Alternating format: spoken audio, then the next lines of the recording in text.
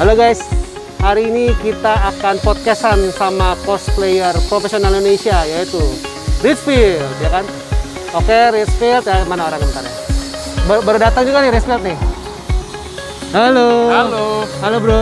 Halo. Siap untuk podcastan kita? Siap dong, ayo kita kemon. Oke, siap untuk menguak segala gosip-gosip hangat di dunia cosplay, oke? Betul. Kopi dari hati di Pulau Gebang Permai, masuk bro.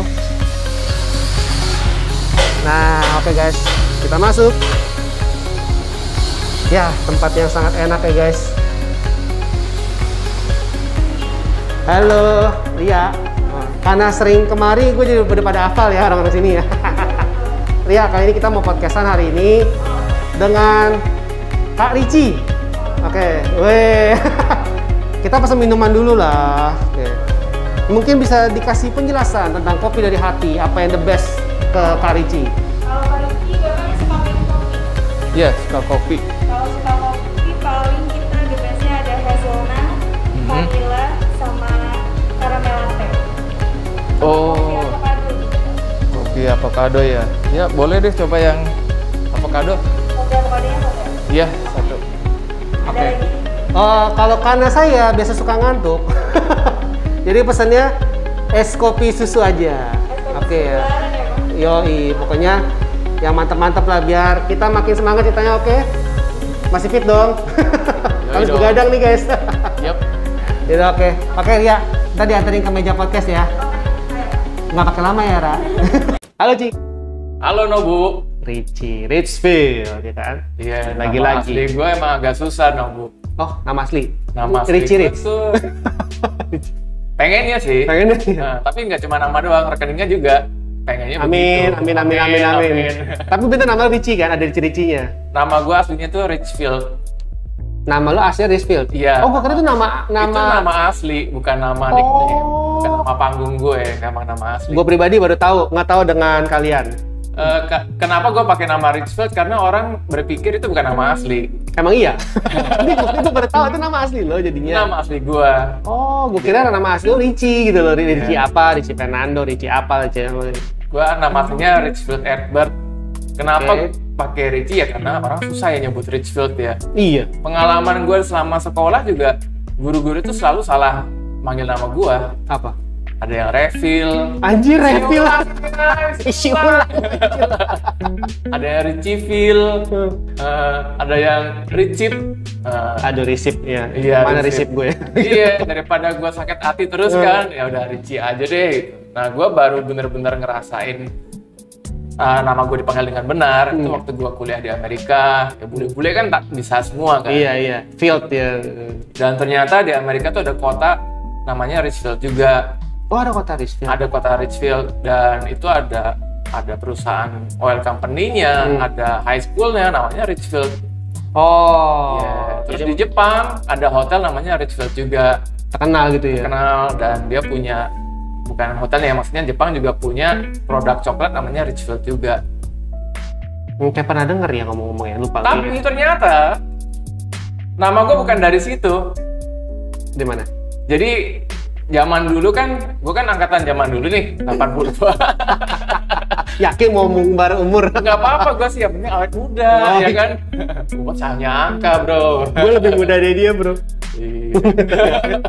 Nah, ternyata bokap itu nemu nama Richfield dari nama Chinese. Oh gitu. Ya, gue dikasih nama Chinese sama engkong gue. Yang kalau diartikan ke dalam bahasa Inggris itu Richfield. Di akte sih nggak dipakai ya, nama Chinese nggak dipakai. Tapi karena budaya kan, seorang kakek harus memberikan nama Chinese ke cucunya. Gitu. Oh gitu ya, gue baru tahu. Itu budaya sih. Oke. Gitu. Jadi dan karena gue hidup di zaman Orde Baru, Nah, ya kan, gue berkembang bertumbuh di zaman Orde Baru, nama Chinese kan nggak boleh dipakai. iya. Ya, jadi pakai nama bule aja gitu. Emang artinya apa sih Richfield tuh? Gue dari nama Chinese itu Lim Yan Guan. Mm-hmm. Lim Yan Guan tuh artinya sumber ilmu pengetahuan. Mantap banget, namanya berat banget. Anjing. Berat banget, iya. Gila. Perpustakaan dunia. perpustakaan dunia, tapi perpustakaan dunia ternyata cuma soal mainan. Kan perpustakaannya juga ada bagian-bagiannya. Oh iya benar juga. Iya kan? Iya Nobu. Itu bagi-bagiannya. Iya. Oke, berarti ternyata namanya bener ya. Gue baru tahu tadi, selama ini gue panggilnya Richie gitu, karena kan atau pasti Richfield nama nickname apa, so itulah so begitu-gitu gitu kan. Katanya beneran namanya. Iya. Nama Richie kan juga lebih cute gitu. Iya. Ya. Richie Rich, weh gila. Sini dia nyesel ngundang gua. Nggak, gue pikirnya tadi ngomong apa lagi ya gitu. Oke guys, jadi Richfield, gue manggilnya Richfield ya karena nama dia bener itu. Tadi selama ini gue panggil Richie. Richfield, Yoi. yang gue kenal selama ini adalah seorang cosplayer pro yang sudah mengabdikan dirinya salah satunya di dunia cosplayer ya. Iya. Kan banyak lu mengabdikan diri untuk mana, tapi kan salah satunya untuk mengabdikan diri itu berarti udah serius. Benar. Serius di dunia cosplayer ya. Iya. Mungkin kalian tidak kenal langsung kalau dia lagi bercosplay karena dia cosplay semua nutup muka. Kenapa? Karena kekiutan. Jadi Kamen Rider ya. Apa Kamen lagi Rider ya? pernah. Terus apa lagi? Garo, terus apa lagi ya? Skullman. Terus udah sekitar 5 tahun terakhir gue lebih fokus di Star Wars. Star Wars. Ya, Oke. 5 tahun terakhir. Karena emang lu pencinta Gua Star memang Wars pencinta juga. Star Wars, iya. Nanti kita ngomongin. Oke. Jadi dia cosplaynya seperti itu. Makanya mungkin ada yang kalian nggak tahu. Pokoknya kalau ada yang cosplay tinggi, keren, ya kan badannya proporsional gitu kan. Kemungkinan dia, kemungkinan. Nah, oke. Gue pernah 2 kali Nobu Apa? cosplay yang 3 kali cosplay yang dandan, yang nggak pakai topeng. Oh, nggak pakai topeng muka lu gitu. Muka gua. Terus? 3 sih. 3 yang full nggak pakai topeng, yang satu lagi cuma setengah, cuma respirator doang. Oh, itu masih nggak kelihatan lah mukanya. Mata gua masih kelihatan dan gua harus full make up. Oh, pernah intinya. Pernah dan itu harus gua lengserkan karena untuk kesehatan mata. Karena di dandan-dandanin gitu. Karena kan gue minus nih, minus gue cukup tinggi nih. Sekarang sih 5, waktu itu sekitar 4-an gitu ya. Oke. Gue harus pakai soft lens yang warna efek, jadi warnanya merah gitu kan. Karena gue pakai kostum Sith Lord.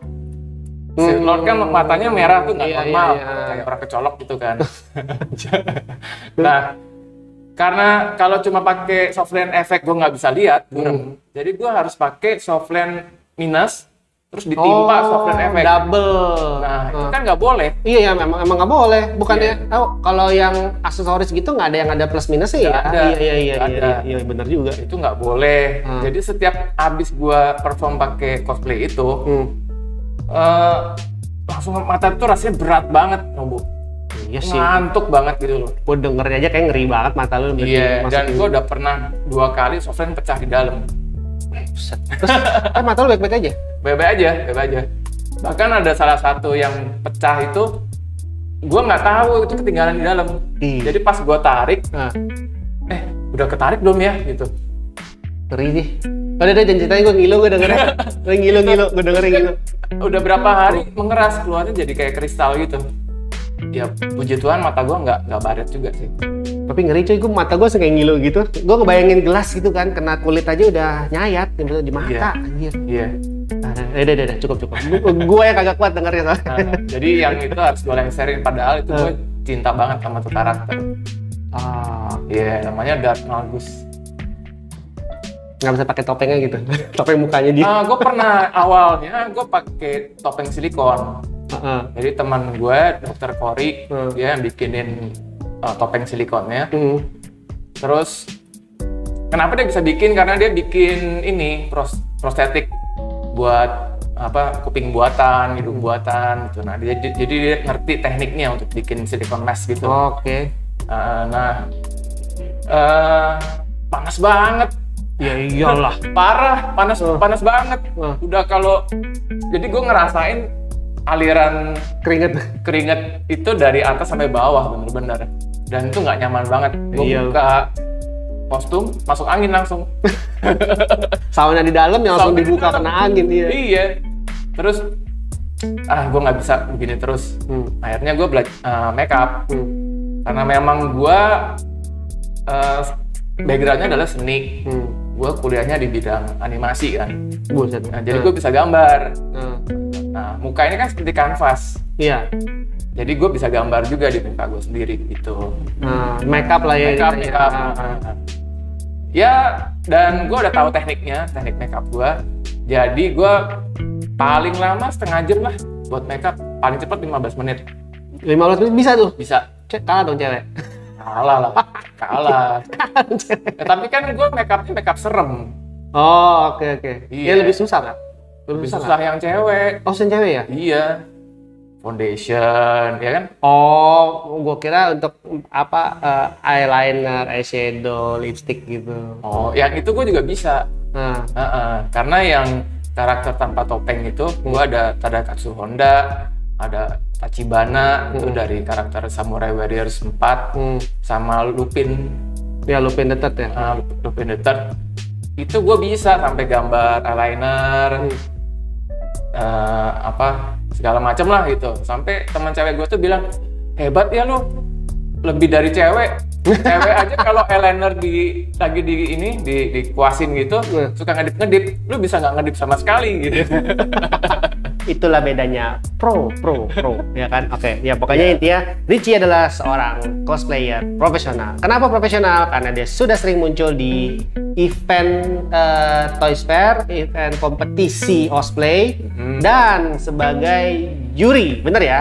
Nah, oke, setelah tadi prolog untuk memperkenalkan Richie lebih dalam, lalu kita akan bertanya pada dia awal mulanya lu bisa jadi cosplayer. Kenapa, cuy? Oke, gua jadi cosplayer itu sebenarnya sudah cita-cita dari masa kecil. Cita-cita? Ya, cita-cita gue tuh sebenarnya jadi street actor. Street actor itu apa jadi ya? Misalnya nih ada film Robocop. Oke. Nah, gue pengen jadi orang yang pakai kostum itu. Oh. Walaupun orang nggak kenal gue ya, muka gue nggak ke-expose. Yang ke-expose kan pasti muka aktornya dong. Iya. Gue nggak masalah. Contoh pas Power Ranger pas berubah tuh jadi lu gitu. Karena kan lu pakai kostum. Betul, gue pengen jadi orang itu. Kenapa? Kan nggak bakal dikenal orang. Karena menurut gue itu fun ya. Tunggu, sorry. Itu stuntman bukan sih jatuhnya? Iya, stuntman. Stuntman. Tapi stuntman-nya lu berupa cosplay gitu? Enggak, jadi karena gue kan ada keterbatasan fisik yang orang nggak tahu gitu ya. Nah, gue juga nggak mau kasih tahu sih. Oh, kirain mau dibuka, oke. Gitu. Gue orangnya terlahir dengan kondisi tidak fleksibel. Maksudnya tulang gue kaku, terus tulang kaku. Iya. Ya orang bisa bilang mungkin karena gue jarang olahraga ya. Tulang kaku lu mau berharap kayak senam gitu yang tangannya bisa dipelintir-pelintir gitu? Enggak itu sih. Tapi gue memang nggak ada bakat dari kecil di bidang olahraga. Oh, oke. Atletik lah gitu. Iya. Yang bisa melenturkan badannya.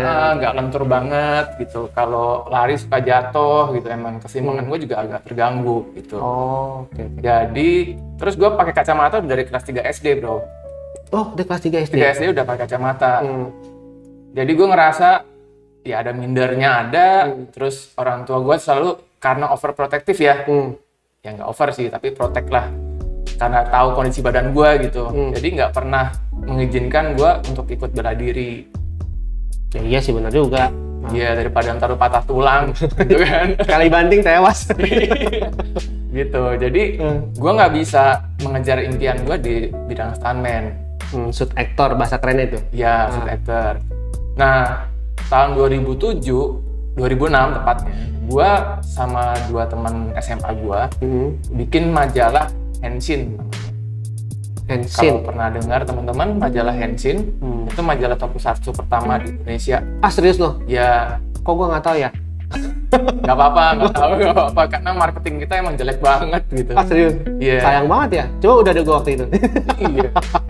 Kayak bisa aja gitu. Oke, lanjut.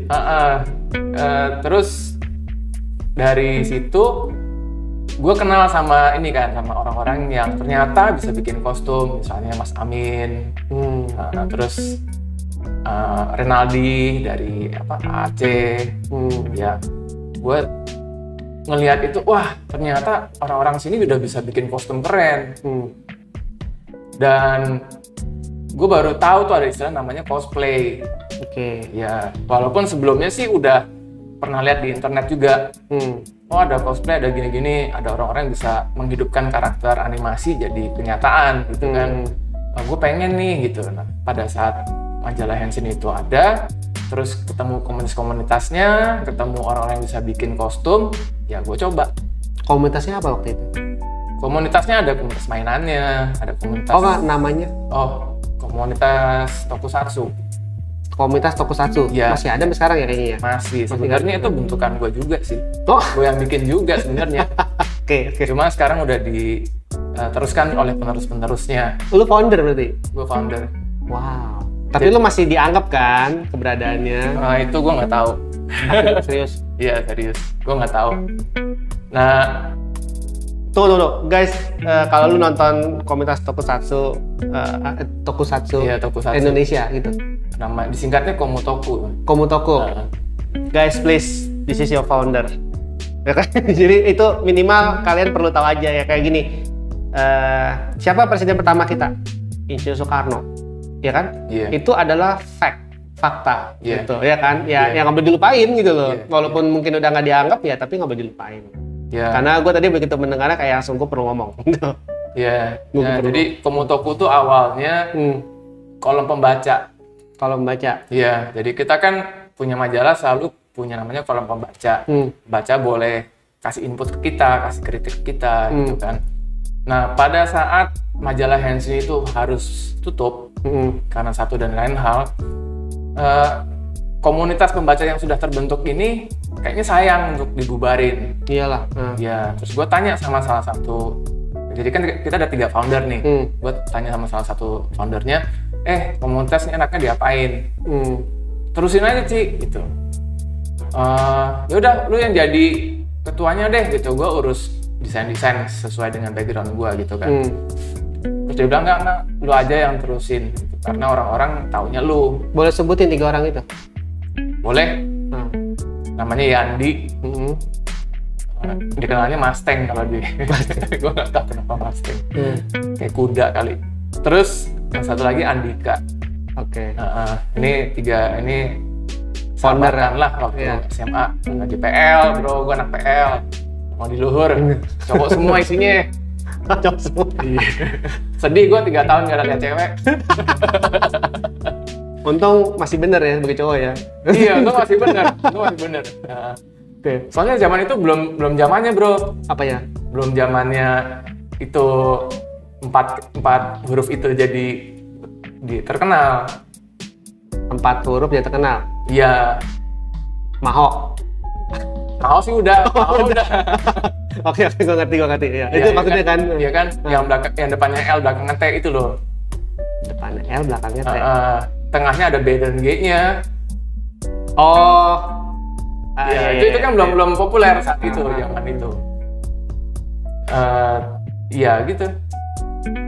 Tadi founder. Founder. Nah itu, gue nanya sama salah satu dan mereka bilang lu aja yang terusin. Lu, Ricci? Iya, gue. Karena pengetahuan gue di dunia tokusatsu lebih banyak dari mereka. Oke. Mereka lihat gue lebih passion di situ, jadi ya udah gue terusin. Dan dari situ gue ngajak. Itu tahun berapa sorry? 2007-an. 2007-an. Dan gue ngajak pembaca-pembaca yang lebih aktif untuk jadi pengurusnya. Oke. Ya udah dari situ jalan. Terus tahun 2012 gue resign dari sisi ketua. Di itu kan apa? Di Komutoku itu. Dan di resign. Iya resign. Founder tuh nggak bisa resign loh. Sebagai posisi ketuanya. Oh ketuanya resign ya bisa, tapi kalau ketua. founder nggak akan pernah bisa resign. Itu udah masuk sejarah. Iya kecuali sejarah itu dihapus ya. Kan kita juga belajar kan sejarah negara kita aja di modifikasi untuk kepentingan tertentu kan. Ya, okay. Ya. Itu berat. Jadi, itu berat. Jadi gue belajar banyak soal negara ini dari komunitas juga. Ya tapi guys, founder itu nggak ada istilah resign. Founder itu adalah sejarah selama komunitas itu masih ada dan masih berdiri sampai sekarang. Kecuali komunitasnya bubar pilot, itu beda cerita ya. Tapi itu pun cerita sejarah nggak akan pernah bisa hilang gitu aja. Dulu pernah ada ini, foundernya ini gitu loh. Iya. Ya kan? Yeah. Apalagi kalau sekarang masih ada. Makanya podcast gue itu ya harus meluruskan hal-hal seperti ini gitu loh. Karena gimana pun juga suka nggak suka, yang namanya founder itu adalah orang yang paling berjasa di sebuah komunitas gitu loh. Jadi tanpa mereka nggak akan ada hari ini, dan kalau komunitas itu masih ada ya tidak akan pernah ada hari ini komunitas itu gitu. Ya, bisa juga. Ya itu gue mau meluruskan aja, karena gue nggak suka banget dengar founder dilupakan begitu saja, karena itu bentuk ketidakhormatan gitulah, maksudnya ya waktu itu ya, waktu gue resign kan gue bikin pengumuman ke semua member. Terus ada satu member yang aktifnya cuma di sosial media, ngomong begini, ini kan cuma komunitas, kenapa lu serius banget sih? Jadi kayak kesannya kayak perusahaan gitu loh. Dari situ gue kayak kebuka matanya, iya bener juga ya. Makanya kalau mereka mau alternate the history, gue nggak masalah. Ngapain gue serius-serius banget? Cuma komunitas kok, cuma buat have fun gitu. Ya gue begitu sih cara mikirnya. Tapi gue kurang setuju sih, coba oke lanjut terus. Kurang setuju kan, maksudnya gini, komunitas jangan seserius itu, gue kurang setuju. Karena komunitas tanpa susunan manajemen ya, lu jangan anggap manajemen perusahaan, maksudnya manajemen tuh ada ketuanya, ada pengurusnya, ada bendaharanya. Itu bisa berjalan dengan mulus 1000% tidak. Jadi tadi itu orang yang ngomong gitu ke lu, menurut gua lu yang kena makan omongan dia. Karena mungkin karena ya sebenarnya ada kejadian yang benar-benar nggak enak yang harus bikin gue resign sih. Oh ya oke, kalau itu jadi story. Iya. Gue kira lu terpengaruh karena omongan dia. Oke. Enggak, karena hal itu gue mungkin kayak mendamaikan hati gue dengan omongan orang itu gitu. Iya. Cari kebenaran dulu lah ya. Iya, cuma gue gimana ya? Gue jarang membuka hal ini ke orang lain sih. Dia terhormat banget nih gue. Karena gue takut namanya orang, apalagi di sosial media ya, bisa nyampe. Maksudnya gue cerita ini, nanti dia bisa menangkap dengan baik. Bisa menangkap dengan baik atau menangkap dengan tidak baik. Jadi pencemaran nama baik misalnya, gue dituduh begitu ya maksudnya ya. Tapi selama itu sebuah fakta yang bisa lo bertanggungjawabkan, bisa oke. Fakta lo ya, misalnya kayak contoh aja, gue berantem sama dia pukul-pukulan, itu fakta gitu. Tapi kan di balik itu ya mungkin dia bisa berkelit gitu. Iya, kayak gitu sih. Kayak gitu. Kayak gitu apa? Ya maksudnya sampai situ aja ngomongin. Sampai situ. Kirain. Kan gue emosi lagi. Ayo jangan. Kali ini kita mau senang-senang soal podcast ini. Oke, jadi sampai situ akhirnya desain tahun 2012. Ya, jadi ya sampai 2012 aja tuh gue sudah berjalan 5 tahun cosplay. Nah, saat itu gue memang fokus di dunia tokusatsu, yaitu kayak Garo, Skullman, Kamen Rider. Tapi gue nggak pengen ada di situ terus. Jadi gue mencoba ke Iron Man, gue coba ke yang lain gitu. Lu pernah cosplay Iron Man juga berarti? Pernah. Wow. Cosplayer Iron Man pertama di Indonesia. Hah? Iya. Thanks to Riza, thank you banget. Jadi dia orangnya, Iron Man pertama cosplaynya dia. Oh my god. mungkin ya gue mungkin kurang tahu ya, gue kurang paham. Itu 2011. Mungkin juga ada cosplayer Iron Man di kota lain atau di mana. Tapi yang naik panggung ke panggungnya Toys Fair ya baru gue. Kompetisi lah ngomong ini ya. Bukan kompetisi. Pamer. Bukan official juga, tapi bukan official Disney Marvel ya, tapi official Toys Fair cosplayer. Ya, let's say itu cosplay pertama yang dipamerkan ke publik, gitu? Enggak juga, jadi gini, si Saka Production itu punya divisi kostum namanya Toy Zone. Toy Zone itu sebenarnya tokonya dia. Dan dia punya koleksi kostum-kostum yang dibeli dari merek official. Oh, itu official? Iya, jadi bukan merek yang turunan dari production house-nya ya. Tapi di luar negeri kan ada kostum-kostum yang memang diproduksi secara official, dia beli license dari pembuat filmnya. Nah, si Riza itu suka beli kostum-kostum itu.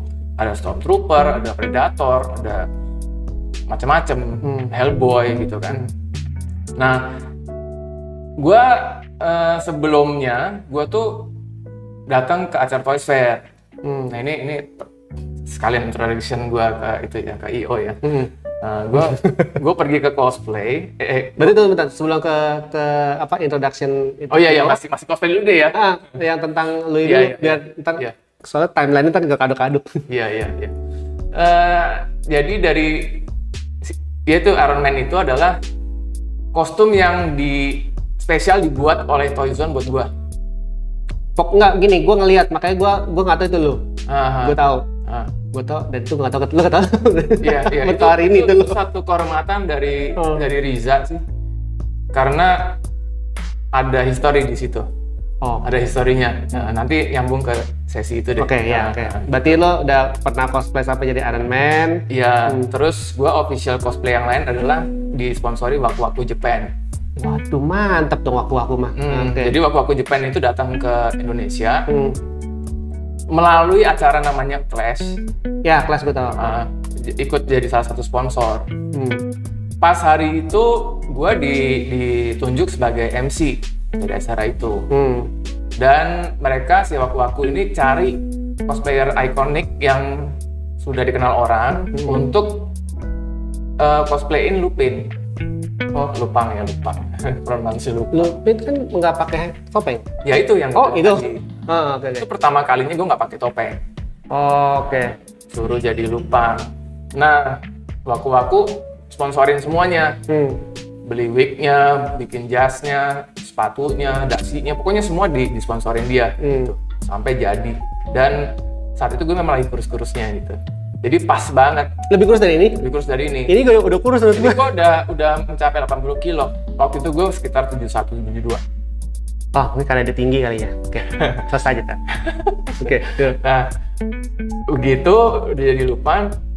Terus banyak yang bilang, wah, Korici bagus juga nih, sekali-sekali nggak pakai topeng. Jadi next time coba aja yang tetap, ya mungkin cari aja yang tetap berarmor, tapi nggak pakai topeng gitu. Terus ada teman yang usul, udah lo jadi Tachibana aja, kan pakaiannya masih samurai. Terus pakai pedang. Orang-orang tuh udah mindsetnya tuh kalau Richie yang cosplay harus pakai pedang gede. Gara-gara gue pakai Garo bertahun-tahun gitu kan. Swordbuster. Iya. Jadi harus karakter yang pedang gede. Jadi sama teman gue tuh dicariin. Karena badan lu tinggi, ini cosplay apapun keren. Kalau pedangnya kecil lucu ya kan. Dicariin terus ketemu Tachibana. Nah, pada saat gue cosplay Tachibana, gue nggak pede. Kenapa? Karena selama ini prinsip gue cosplay adalah mencari karakter yang punya ikatan batin dengan gue. Anjir, berat banget. Iya, ikatan batin. Maksudnya apa? Gue pernah nonton filmnya nih, atau gue pernah main gamenya nih. Gue suka banget, gue naksir abis sama nih karakter. Nah, jadi kan gue, karena gue suka banget sama nih karakter, gue mempelajari dengan detail kan, karakternya kan. Cara jalannya, cara ngomongnya. Penjiwaannya. Jadi pada saat gue peranin karakter itu, gue pede, men. Lo dalam sekejap bisa jadi dia gitu. Iya, karena gue suka banget sama nih karakter. Jadi gue berusaha menampilkan yang terbaik untuk diri gue sendiri dan untuk fans si karakter. Gitu. Nah, yang Tachibana ini gue kurang. Kurangnya karena lo belum paham, belum ngerti, atau emang lo nggak suka? Karena gue salahnya adalah gue terima masukan tanpa gue research. Oh, berarti belum mengenal. Bukan yang nggak suka, aja belum mengenal aja lu bingung mau gue mesti ngapain nih. Iya, dan pada saat gue mainin gamenya, ternyata gue nggak suka karakternya. Oh dari game itu ya? Dari game Samurai Warriors 4. Oh, gue kira di anime apa? Gue lagi mikir-mikir Tachibana itu yang mana ya? Iya. Oke, Samurai Warriors 4 gue tahu. Gitu. Terus akhirnya itu karakter cuma jalan setahun apa ya? Cuma 3 kali ke event. Salah satunya jadi waktu gue jadi juri AVA Indonesia, gue pakai itu kostum. Oke. Ya berarti itu ada hubungannya sama jadi juri itu ya? Kan tadi kan cosplay nih, langsung ke juri nih. Iya. Oke. Nah terus gue ganti sama Tadakatsu Honda. Nah waktu gue liat Tadakatsu Honda tuh, wah harusnya gue ini dari awal. Itu tau dari mana Tadakatsu Honda? Karena gue mainin gamenya kan, gue kan berusaha mendalami si Tachibana nih. Ketemu sama dia. harusnya ini gue dari awal gitu. Nah pada saat gue bikin itu, ya bener, orang-orang suka. Karena penjiwaan lu masuk. Masuk. Oh, penting ada cosplay itu penting begitu juga ya, bukan cuma sekedar keren. Oh, lu badan lu cocok cosplay jadi ini gitu. Iya itu salah satu cara ya. Orang itu kan cosplay motivasinya macam-macam. Kalau gue motivasinya ya gue pengen happy dengan diri sendiri dan gue pengen fansnya karakter itu happy. Gitu. Makanya pada saat gue melakukan cosplay yang nggak bisa totalitas, gue stres sendiri men. Karena lo merasa mengecewakan fans. Iya, betul banget. Ya udah kalau gitu gue paham. Itu poinnya. Karena kalau ada kita punya perasaan mengecewakan orang lain itu akan jadi beban yang besar sih. Jadi lo tampil pun kayak ngerasa, aduh pasti ada yang nggak seneng sama gue gitu kan. Iya. Jadi gue tuh nggak bisa mikirin diri sendiri. Bodo amat orang bilang apa, yang penting gue seneng. Gue nggak bisa gitu orangnya. Memang orangnya nggak begitu gitu. Jiwa entertain sejati nih ya. Oke, Ci, sebelum lanjut Ci. Iya. Baru ngomong bentar tapi rasanya udah seru gitu ya. Jadi kayaknya kopi dari hati. Ini harus menemani kita untuk ngobrol berikutnya dan lebih semangat lagi ngomongnya gitu kan. Bener banget. Apalagi udah aus juga tadi. Lu cerita tapi gue yang aus. Kopi kan punya banyak zat nih yang bisa bikin lebih ekspresif ya. Lebih melek juga ya kan. Mungkin lu capek kemarin terus hari ini dengan kurang berenergi datang ke tempat gua karena lu capek. Dan ini kopi adalah salah satu pengembali semangat dan keceriaan lu tadi, penjiwaan lu biar bisa masuk. Oke guys, ini kopi dari hati. Ya. Adanya di Pulau Gebang Permai, Cakung, Pulau Gebang Permai, perumahan. Kopi dari hati ini dari biji kopi asli, tercipta sangat enak, dipadu dengan susu. Yang untuk yang ini ya, selebihnya sih banyak. Pokoknya kalau podcast di gua, biar bisa ngomong dari hati ke hati. Jadi harus minum ini dulu. Karena biar bisa lanjut lagi, durasi lebih panjang, lebih semangat. Iya. Terus teman-teman tadi waktu kita lagi setup ini podcast, gue udah nyobain dulu nih yang ini nih. Dari kopi. Dia udah nggak sabar tadi, udah curi start. Iya. Soalnya gue ngantuk banget teman-teman. Karena gue begadang sampai jam 3 pagi. Waduh, ngapain tuh job? Gue ngerjain job. Gue lagi ngerjain menu buat satu restoran. Restoran? Oh, ada rencana buka restoran? Enggak. Jadi gue dapet proyek freelance graphic design. Oh, oke. Kerjakan menu restoran. Iya. Terus jadi gue begitu datang, Bruno, gue kantuk banget nih. Gitu. Datang gini guys. Datang gini. Aduh, ya kan. Iya. Bisa ngopi dulu nggak? Terus gue pesan ini dan ternyata enak banget. Ada berry-nya, cuy. Mungkin dia penggemar Cherry Bell dulu ya kan. Masih ada nggak tuh Cherry Bell? Ya dulu itu guys ya, maklum lah angkatannya ya kan. Gue senengnya sama itu Berry Hell. Berry Hell apa ya? Itu Catwoman. Oh, Catwoman. Store-nya X-Men, gue sukanya sama dia. Tapi dia suka nggak sama lu bro? Sama apa? Dia suka nggak sama lu bro? Itu mah hak dia. Ngomongnya enak gitu ya. Oke. Oke, ini ada tumtak, kurang seger ya. Iya, lagi. Hari panas guys, ya kan. Nih minum yang seger-seger berair gini dan ini kopi enak lagi. Udah selesai deh. Ya lanjut. Oke, cuy, lanjut. Cosplay tadi, lanjut. Cosplay. Iya. Tadi mana ya? Yang lu abis efek kurang tidur nih, jadi lupa. Enggak, fokusnya nih kopi enak banget ini. Pusing dia. Tadi kan lu cosplay yang apa terakhir yang Tachibana. Iya, Tachibana. Gue lupa namanya, gue menyebut totalitas. Honda itu. Iya. Gue takut mengecewakan fans gitu kan ya. Ya, jadi gue dari sejak itu udah nggak mau lagi deh. Maksudnya kalau terima masukan, ya oke, kita kan harus menerima masukan kan. Mengolah dulu lah jam tamu. Ya, tapi gue mengolah dulu sekarang. Cocok nggak ya dengan effort yang akan gue keluarin gitu. Karena ya itu, gue harus berpikir bahwa karakter ini bukan milik gue seorang. Karakter ini adalah milik fans bersama. Gue termasuk fansnya juga. Ya dan fans yang lain gitu. Jadi gue nggak bisa egois dalam hal ini. gue harus bisa Lu mesti totalitas lah menunjukkan ke menyenangkan yang lain semua juga. pihak. Iya. Itu bahkan gue berpikir jauh. Ada kata kreator karakternya lihat gue cosplay, dia juga suka. Gila, dia pencapaiannya berat juga ya, sampai pencipta karakternya harus menyukai cosplayan lu gitu kan. Itu target Ya, yang gue berharapnya ya. Gitu. Tapi ada segelintiran komentar sama lu cosplay, ada yang pencipta karakternya itu menyanjung atau let's say apalah IP license-nya menyanjung. Ya itu Waku Japan. Waku Japan? Iya. Yang jadi Lupin the Third. Iya, Lupin the Third. Begitu. Lupin apa Lupin sih? Gue baca Lupin kan. Tulisan Lupin kan? Lupin tulisannya. Karena itu sebenarnya bahasa Prancis jadi lupa. Iya. Croissant. Terus? Croissant, ya kan? Gue dulu ngomongnya soalnya ke tempat roti ada croissant nggak? Terus temen gue yang ya itu sastra itu ada croissant. Apa? Croissant. Iya kan? Ngomongnya croissant ya? Iya. Ya elah, tau lah gue nggak dengar. Kayak itulah bentuknya kayak gini gitu. Kayak Yves Saint Laurent kan nggak boleh dibaca gitu. Iya. Yves Saint Laurent harus begitu. Ngomongnya tahu. Iya. Ya begitu lihat, karena gue juga sampai pistolnya gue cari yang mirip banget gitu. Dan memang lu di provide-nya suruh bikin sendiri, suruh beli, didanain aja. Gue kira dikasih lengkap. enggak, pokoknya danain aja. Oh, danain aja. Lu perlu berapa gue danain, yang penting lu harus mirip banget gitu. Oh, oke. Udah, sampai pistolnya pun gue dapet yang mirip. Jadi begitu orang Jepang. Tuh, mainan kan?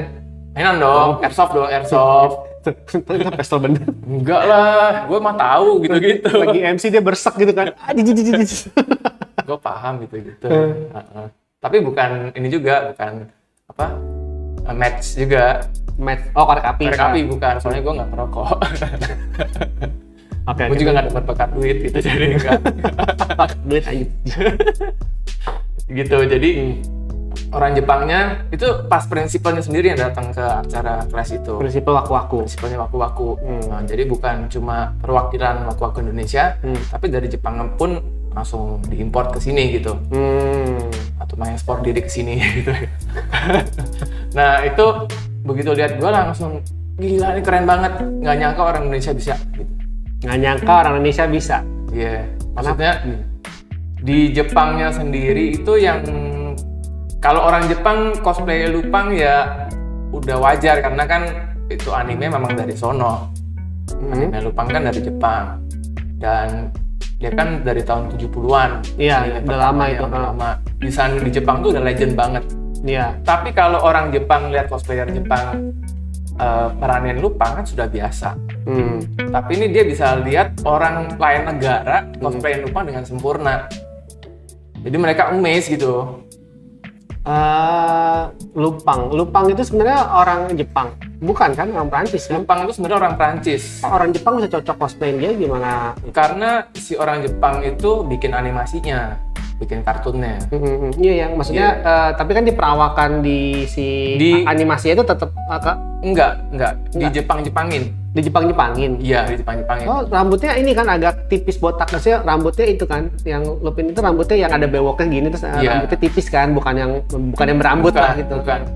Jadi sama perusahaan animasi Jepang itu diadaptasi ke kebudayaan, lebih ke kebudayaan Jepang. Gitu. Karena ada karakternya kayak Hinagata, terus gue bisa lupa satu lagi. Ya pokoknya ada karakternya itu memakai nama Jepang juga. Oke. Iya, kepolisian, pasukan kepolisiannya yang ngejar-ngejar dia mau nangkep juga orang Jepang. Gitu. Kan orang Jepang memang senang menjepangkan segala sesuatu. Berarti itu suasana Prancis tapi budayanya Jepang. Iya. Gue kagak nonton detail tapi gue tahu animasi itu karena gue demen sama mobilnya. Fiat 500 ya. Iya. Gue demen karena belakangnya bawa banyak barang bawaan kan. Iya. Dan si Lupang ini juga aksinya di animenya itu ya kemana-mana. Bisa ke Eropa, bisa di Jepang aja. Oke. Dan itu poin dimana lu prestasi terbesar atau gimana? Enggak sih, belum. Belum, oke. Prestasi terbesar. Masih, itu baru secuil. Kayaknya bahas cosplay doang bisa satu sesi sendiri. Iya, benar juga ya. Ya oke, poinnya intinya dari situ sampai lu bercosplay sampai sekarang. Ya, terus tadi kan gue sebut Clash. Clash. Clash itu juga foundernya juga gue. Salah satunya ya. Salah satu founder tuh udah hebat. Udah hebat. Juga. Gitu. Udah hebat tuh, ini gitu aja. Mau 10 founder tapi lu salah satu foundernya adalah hebat. Iya. Founder gue juga Clash. Berarti gue beruntung banget nih ngundang satu sumber ini udah lengkap nih. Udah lengkap nih. Founder tuh. Gue undang. Ini gue langsung ngomongin prestasi aja deh ya. Oke. Biar mempersingkat waktu. Jadi gue salah satu founder Clash. Tapi gue sudah nggak megang Clash sejak tahun 2014. Jadi Clash itu awalnya tahun 2010 sebenarnya. Dan skalanya itu masih kecil, masih cuma mall. Kita cuma ngundang komunitas, gabungin idol group dengan komunitas cosplay.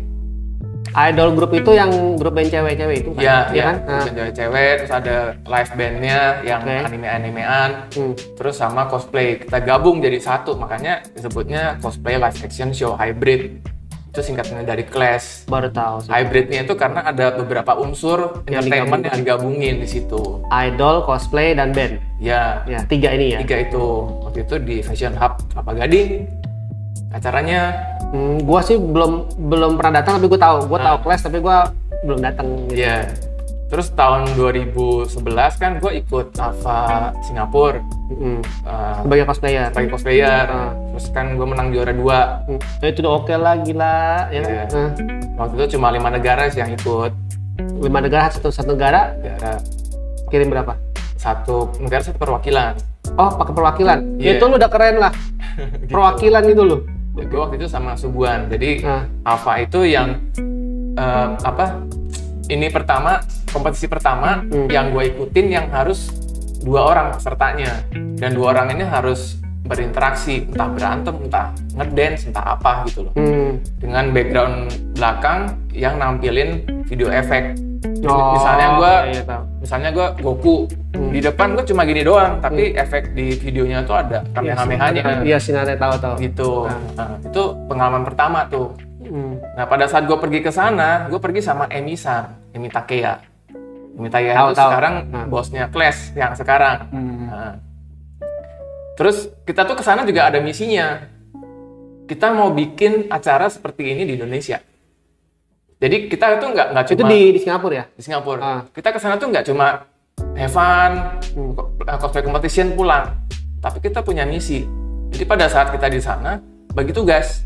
Nah, kita deketin cosplayernya, deketin yang menang. Karena yang menang kan bisa diundang ke Indonesia. Iya, betul. Nah, nanti yang ini deketin IO-nya, ajak kerjasama. Nah, kayak anime apa nih gini ya? Datang ke negara lain punya misi. Itu mirip-mirip Attack on Titan nggak sih? Iya kan? Bener juga. Attack on Titan. Iya. Gue yang Armor Titan ya. Nah, udah kenal semua, kita pulang udah happy, terus langsung tahun depannya kita bikin Clash internasional di Indonesia. Jadi bersama Emi Takeya dan tim kita bikin Clash dari yang skala mall jadi skala nasional, kompetisinya skala nasional. Jadi kayak semua orang dari berbagai kota boleh join the competition. Terus internasionalnya dari segi jurinya. Karena ngundang dari luar. Ya, kita ngundang juara satunya AVA yang gue ikutin itu dari Thailand. Kita undang Alodia, kita undang Mat Musashi, kita undang Kaname. Itu pertama kali mereka semua ke Jakarta berkat event ini. Berkat IO-nya. Berkat tim kita lah. Iya, IO-nya. Iya, gitu. Terus 2012 AVA masuk ke Indonesia. Nyari kita, nyari gua, nyari Emi. Bisa nggak bikinin cosplay competition yang di Indonesianya? Nanti kalau jadi kayak preliminary, kalau mereka sudah terpilih perwakilan, kita send ke Singapura untuk tanding lagi di sana.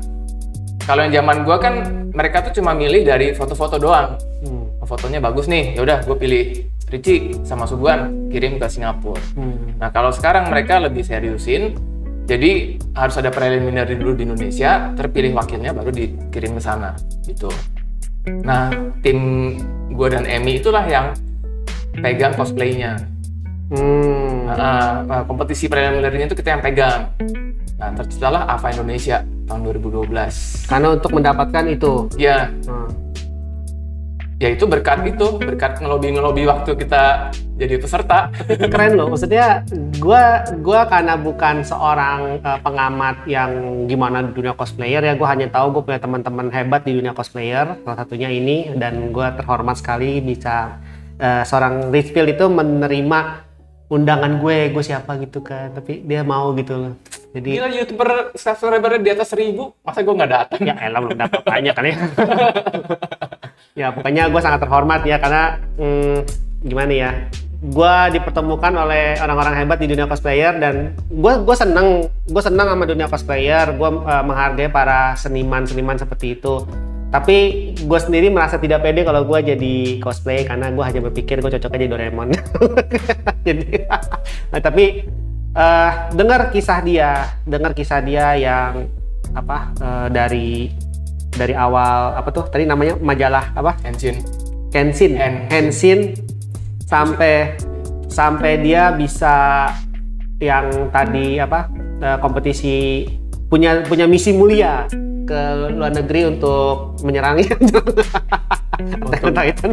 Jadi dia bisa mengembangkan cosplay di Indonesia yang akhirnya bisa dikirim internasional untuk mengharumkan nama bangsa tentunya, bener kan? Iya dong. Nah, ini lo perlu diangkat gitu loh. Aduh, Indonesia tuh banyak banget sih ininya, maksudnya orang-orang berprestasi di dunia hobi, dan dibilang ini hobi yang go internasional kan? Iya. Iya loh, orang-orang seperti ini kayaknya mesti lebih gimana ya? Mungkin semoga didengar oleh Menteri Didayakan. Ya maksudnya kayak kemarin kan ada pemain RC yang udah dengan duit sendiri membela nama Indonesia, fight ke negara-negara luar ya kan? Thailand lah, mana bawa nama Indonesia loh gitu loh. Pakai duit sendiri, ya kan? Itu cuma pakai duit sendiri kan? Pakai duit negara kan? Enggak kan? Belum. Ya belum.